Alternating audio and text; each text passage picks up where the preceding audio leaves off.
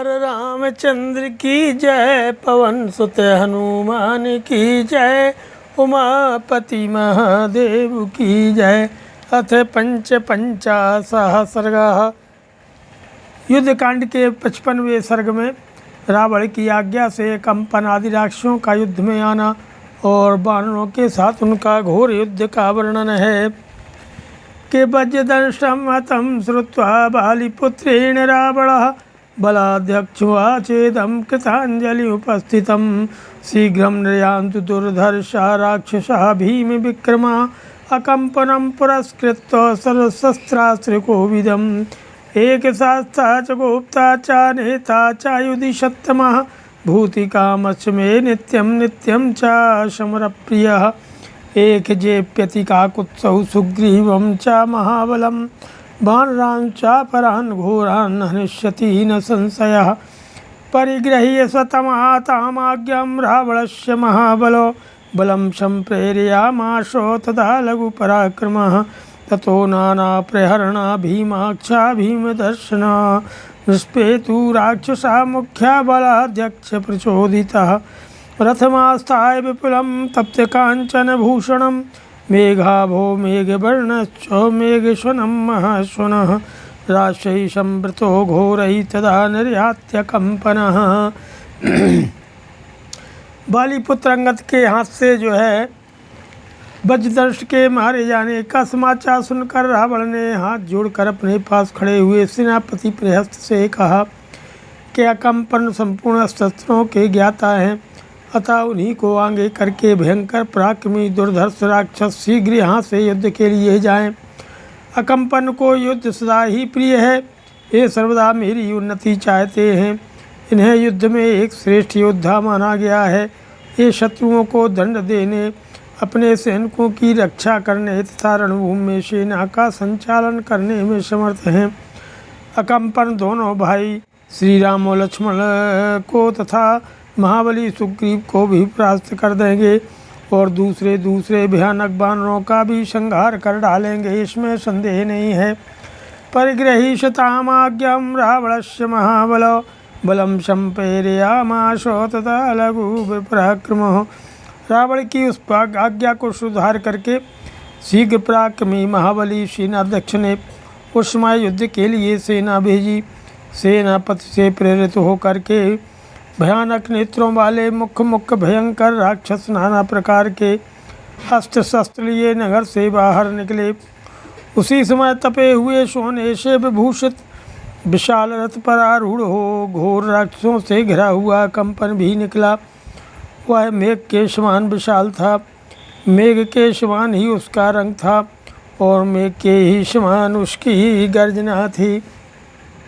नहीं कंपयितुं शक्यः सुरैरपि महामृधे कंपनस्ततस्तेषामादित्यो तेजसा तस्य निर्धावमानस्य संरब्धस्य योत्सया अकस्माद्दैत्यमागच्छद्भयानां रथवाहिनां व्यस्फुरन्नयनं च स्वसभ्यं युद्धाभिनन्दिनः विवर्णो मुखवर्णश्च गदश्चाभवत् स्वनः अभवत् सुदिने काले दुर्दिनं वृक्षमारुतम् ऊचुः खगमृगाः सर्वे वाचा क्रूरा भयावः सा सिंहोपचितस्कन्धः शार्दूलसंविक्रमः तानुत्पातान् चिन्तयैव निर्जगामि रथारणाजिरं तथा निर्गच्छतस्तस्य राक्षसः स राक्षसैः बभूव सुमहान्नादः क्षोभयन्यो सागरम् तेन शब्देन वित्रस्ता न वानराणां महाचमो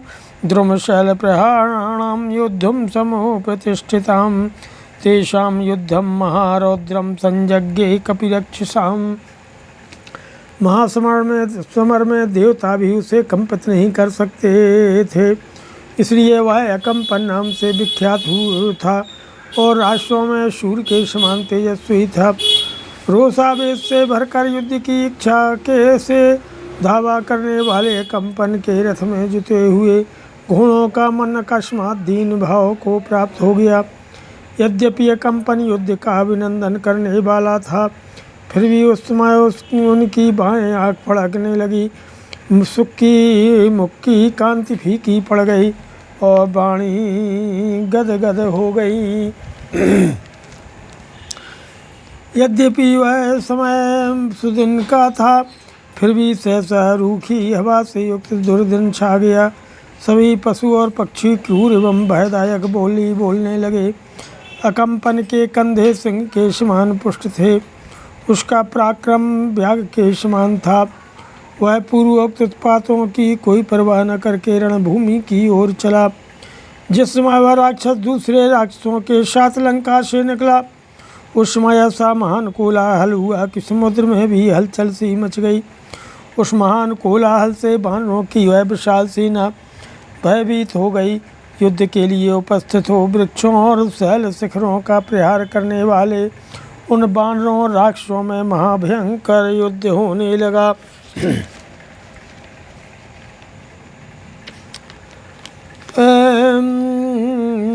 राम रावणयोरर्थे समवित्यक्त देहिना सर्वे अतिबलासूरा सर्वे पर्वत सन्निभः हर्यो राक्षसाश्चैव परस्पर जिघांस्या तेषां विनर्दतां शब्दः संयुगे अतितरश्विनां शुश्रुवेषु महान् कोपादन्योन्यभिवर्जितां राजश्चारुणवर्णाभं सुभीमं भवद्भृशम् उद्धृतं हरिरक्षोभिः संरुरोध दिशो दशो अन्योन्नं रजसा तेन कौसेयोद्धत पाण्डुना संवृतानि च भूतानि ददस्वर्णरणाजिरे न ध्वजो न पताका वा चर्मवातुर्गोऽपि वा आयुधं चन्दनो वापि ददृशे तेन रेणुना शब्दश्च सुमहांस्तेषां नदतामभिधावितां श्रूयते तुमुलो युद्धेन रूपाणि चकासरे हरिनेव सुसंरुष्टा हरियो जग्नुराहवे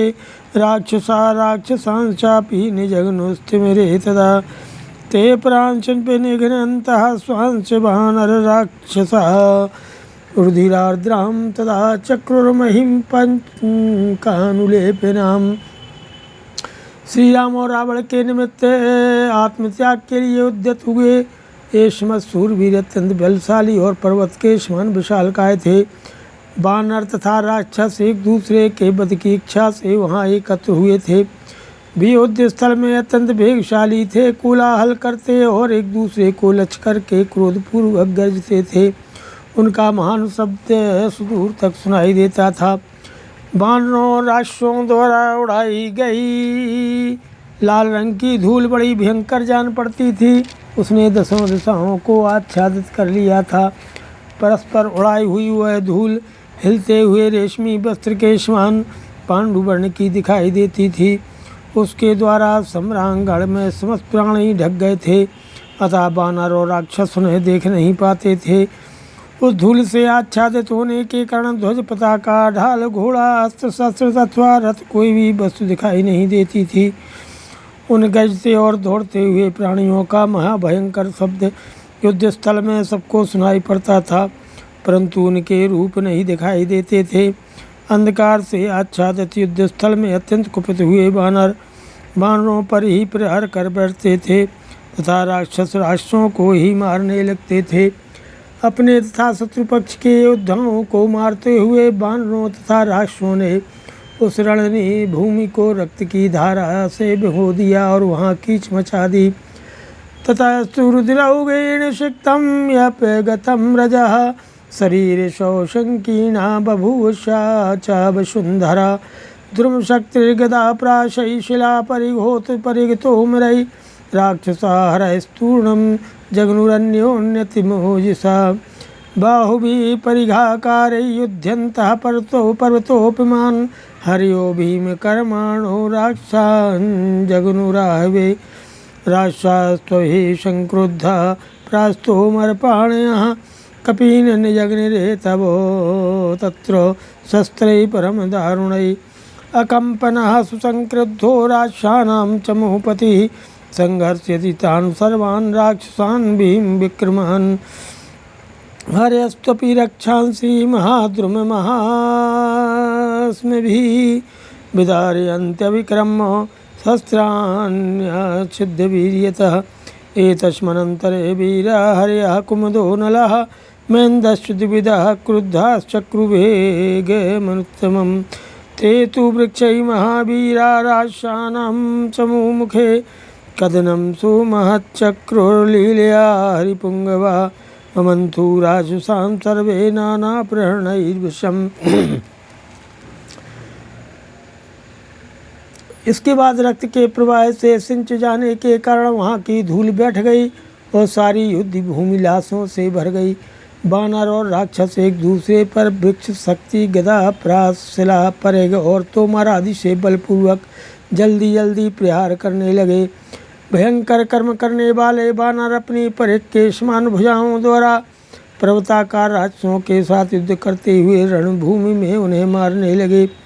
उधर राक्षस लोग भी अत्यंत कुपित होकर के हाथों में प्रास और तोमर लिए अत्यंत भयंकर शस्त्रों द्वारा बानरों का वध करने लगे।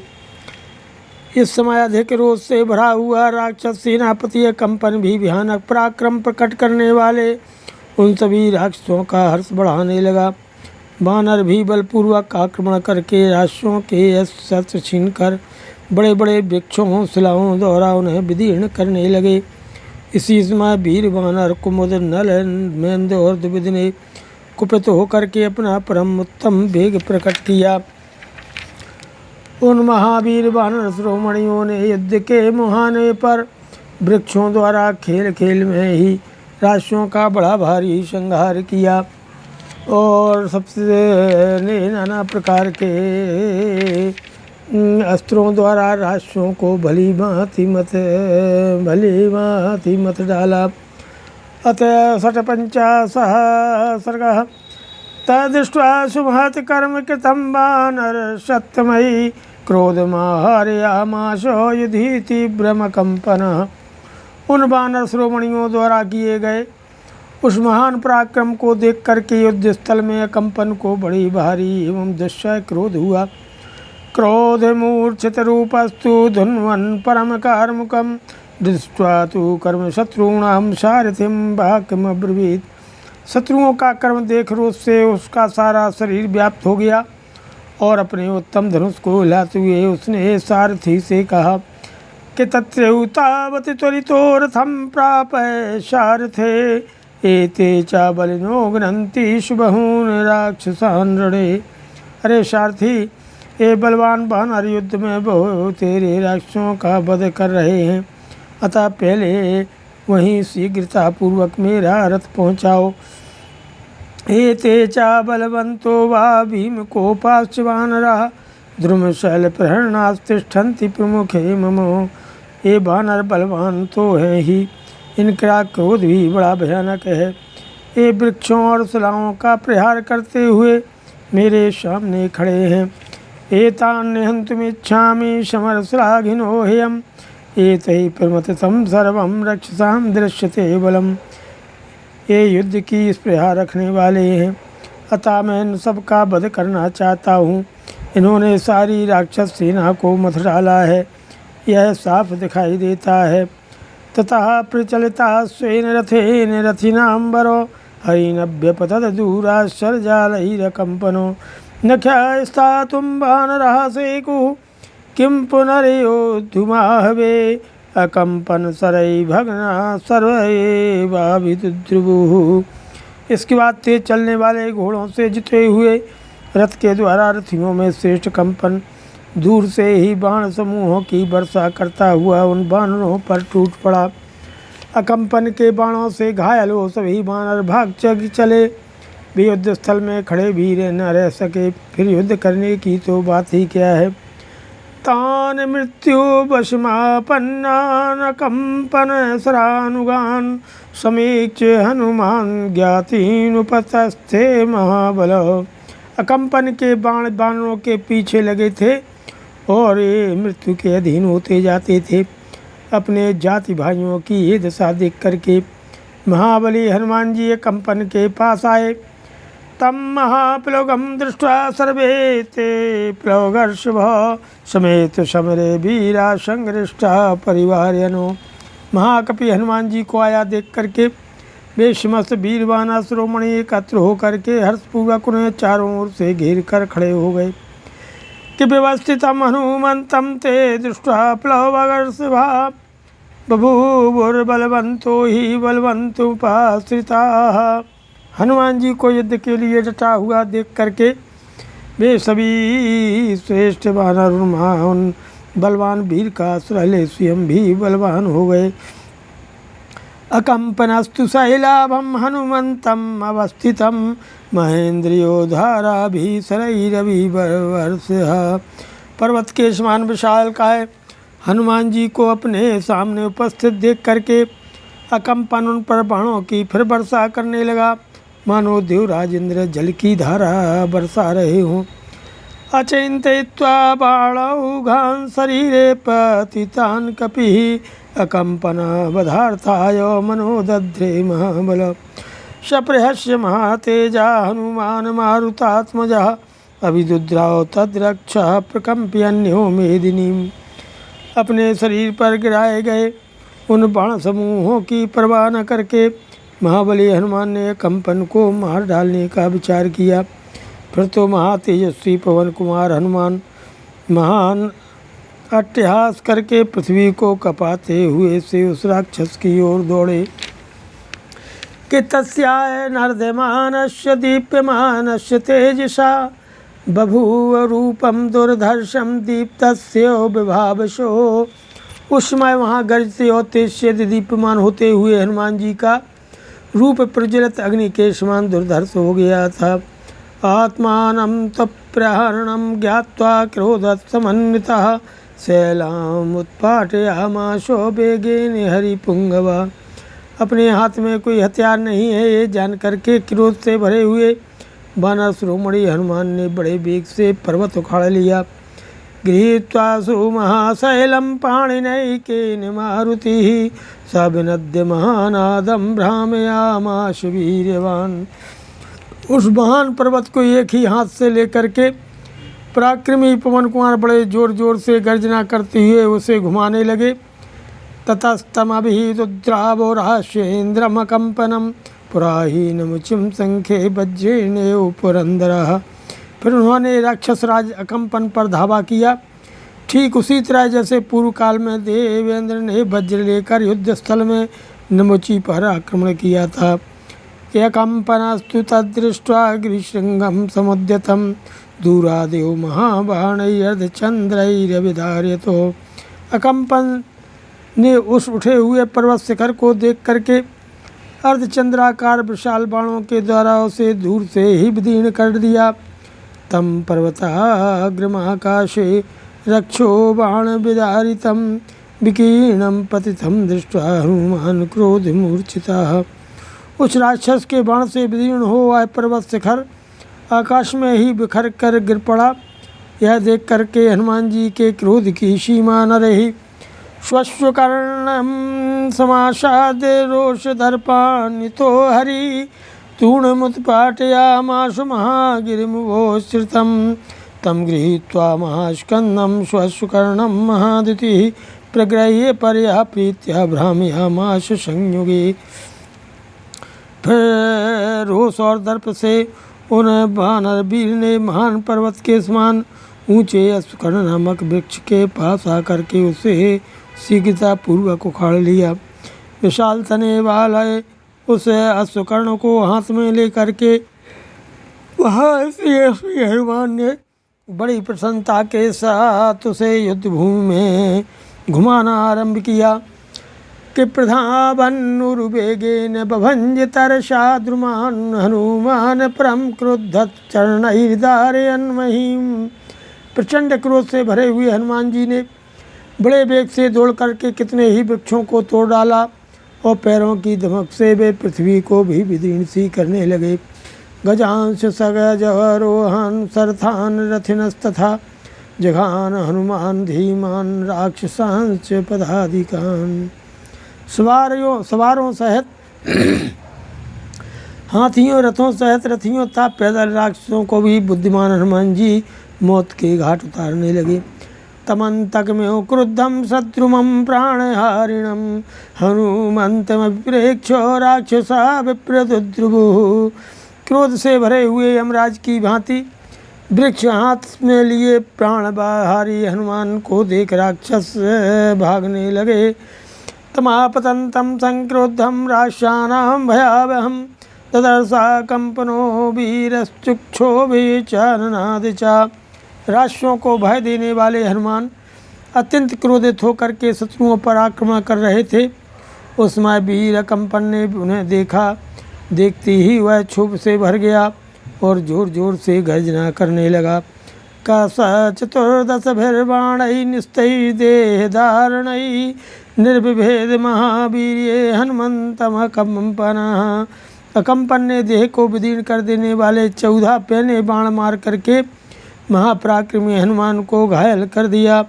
स तथा विप्रकीर्णस्तु नाराजैः शक्तिभिः हनुमान ददर्शे वीरः प्ररुह्णयो स हनुमान। इस प्रकार नाराजों और तीखी शक्तियों से छिदे हुए वीर हनुमान उस समय वृक्षों से व्यात पर्वत के समान दिखाई देते थे कि वीरराज महावीर्यो महाकायो महाबलः पुष्पिताशोक शंकाशो विधूमियो पावकः। उनका सारा शरीर रक्त से रंग गया था, इसलिए वे महापराक्रमी महाबली और महाकाय हनुमान खिले हुए अशोक एवं धूम रहित अग्नि के समान शोभा पा रहे थे। ततोऽन्यं वृक्षसमुत्पाट्य कृत्वा वेगमनुत्तमं सरस्वभिजघानासुराक्षसेन्द्रं कंपनं सवृक्षेण हतस्तेन सक्रोधेन महात्मना राक्षसो वानरेन्द्रेणोपपात च ममार च। इसके बाद महान वेग प्रकट करके हनुमान जी ने एक दूसरा वृक्ष उखाड़ लिया और तुरंत ही उसे राक्षस राजा कंपन के सिर पर दे मारा। क्रोध से भरे वानर श्रेष्ठ महात्मा हनुमान के चलाए हुए उस वृक्ष की गहरी चोट खाकर राक्षस कंपन पृथ्वी पर गिर पड़ा और मर गया। तम दृष्ट्वा निहतं भूमौ राक्षसेन्द्रमकम्पनं व्यथिता राक्षसा सर्वे क्षितिकम्पयोद्रुमाः। जैसे भूकंप आने पर सारे वृक्ष कांपने लगते हैं, उसी प्रकार राक्षस राजा कंपन को रणभूमि में मारा गया देख करके समस्त राक्षस व्यथित हो उठे। त्यक्त त्यक्त प्रहरणा सर्वे राक्षसास्ते पराजिता लंकामभियुस्त्रासाद् वानरैस्तैरभिद्रुताः। वानरों के खदेड़ने पर वहाँ परास्त हुए वे सब राक्षस अपने अस्त्र शस्त्र फेंक करके डर के मारे लंका में भाग गए। ते मुक्तकेशा संभ्रांता भग्नमाना पराजिता भयान श्रम जलहि रंगहि प्रश्नवद्भिर्विद्रुवुः। उनके केस खुले हुए थे, वे घबरा गए थे और पराजित होने से उनका घमंड चूर चूर हो गया था और भय के कारण उनके अंगों से पसीने चू रहे थे और इसी अवस्था में वे भाग खड़े हुए थे। अन्योन्ये प्रमथ्यन्तो विशुरनगरं भयात् पृष्ठतस्ते तु सम्मूढा प्रेक्षमाणा मुहुर्मुहुः। तेषु लंकां प्रविष्टेषु राक्षसेषु महाबला समेत हरया सर्वे हनुमंतं पूजयनु। भय के कारण एक दूसरे को कुचलते हुए वे भाग करके लंकापुरी में घुस गए। भागते समय वे बारंबार पीछे घूम घूम कर देखते रहते थे। उन राक्षसों के लंका में घुस जाने पर समस्त महाबली वानरों ने एकत्र होकर के वहाँ हनुमान जी का अभिनंदन किया। सोऽपि प्रवृद्धस्तान् सर्वान् हरीन् सम्प्रत्यपूज्यतो हनुमान सत्वसंपन्नो यथार्हम् अनुकूलतः। उन शक्तिशाली हनुमान जी ने भी उत्साहित होकर के यथायोग्य अनुकूल बर्ताव करते हुए उन समस्त वानरों का समादर किया। विनेदुश्च प्राया प्राणम हरियोजित काशिनः चक्रपुश्च पुनस्तत्र सप्राणानेव राक्षसान्। इसके बाद विजयोल्लास से सुशोभित होने वाले वानरों ने पूरा बल लगा करके उच्च स्वर से गर्जना की और वहाँ जीवित राक्षसों को ही पकड़ पकड़ कर घसीटना आरंभ किया। सबीर शोभा भजन महाकपि समेत रक्षांसि निहत्य मारुति महाशुरं भीममित्रनाशनं विष्णुर्यथैवोरुबलं च मुमुखे अपूजयन् देवगणः सदा कपिं स्वयं च रामो अतिबलश्च लक्ष्मणः तथैव सुग्रीवमुखः प्लवंगमा विभीषणश्चैव महाबलस्तदा। जैसे भगवान विष्णु ने शत्रुनाशन, महाबली, भयंकर एवं महान असुर मधुकैटभ आदि का वध करके वीर शोभा का वर्णन किया था, उसी प्रकार महाकपि हनुमान ने राक्षसों के पास पहुंचकर उन्हें मौत के घाट उतार कर वीरोचित शोभा को धारण किया।